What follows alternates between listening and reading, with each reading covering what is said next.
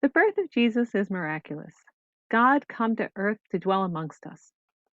But what is truly astonishing about the birth of Jesus is not the extraordinariness of it, but rather the ordinariness. The Word of God could have chosen to be born to any woman and man throughout all of human history. The Prince of Peace could have been born into a home in the 21st century, in a time when humanity is more interconnected than ever before, a time when we can communicate across peoples, miles, and languages like never before. The King of Kings could have been born into a family of great wealth and power with the ability to control others and live in luxury. Or the light of the world could even have chosen to become manifest as a fully grown man or even a beast. But what the evangelist Luke proclaims is that the wonderful counselor, the good shepherd, the Messiah, was born as an ordinary child into an ordinary family. A family that was poor, powerless, and struggling to survive, just like the majority of families throughout the centuries. When we build our nativity scenes each year, we put Joseph, Mary, and Jesus alone in a stable with animals and strangers to keep them company. Because Luke wrote that Mary laid him in a manger because there was no place for them in the inn.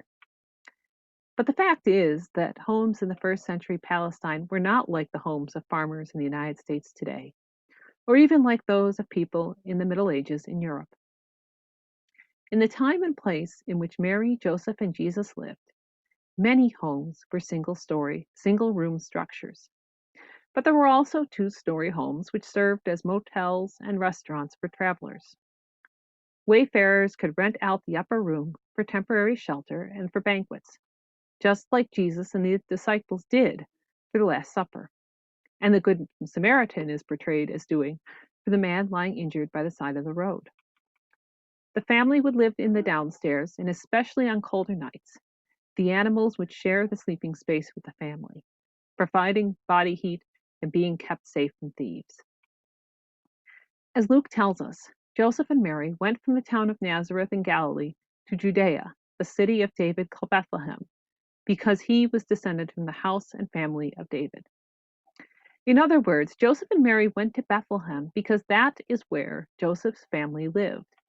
The owner of the inn was not some stranger, he was a relative.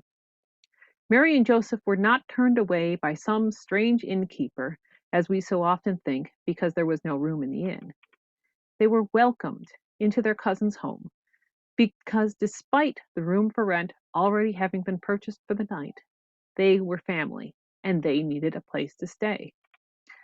Just like families throughout all time and space. Despite having nothing themselves, Joseph's family welcomed him and his family in. In this story of Jesus' birth, I see my own family. When his brother lost his job, my grandfather welcomed in his brother and his whole family to come live together in a house that really wasn't big enough for an entire other family. But family is family, so they made room. And when years earlier my mother was born just as my grandfather was being discharged from a naval stint during the Korean War, his family of three, my grandmother, grandfather, and mother, were welcomed into my great-grandparents' house. Again, there was not room.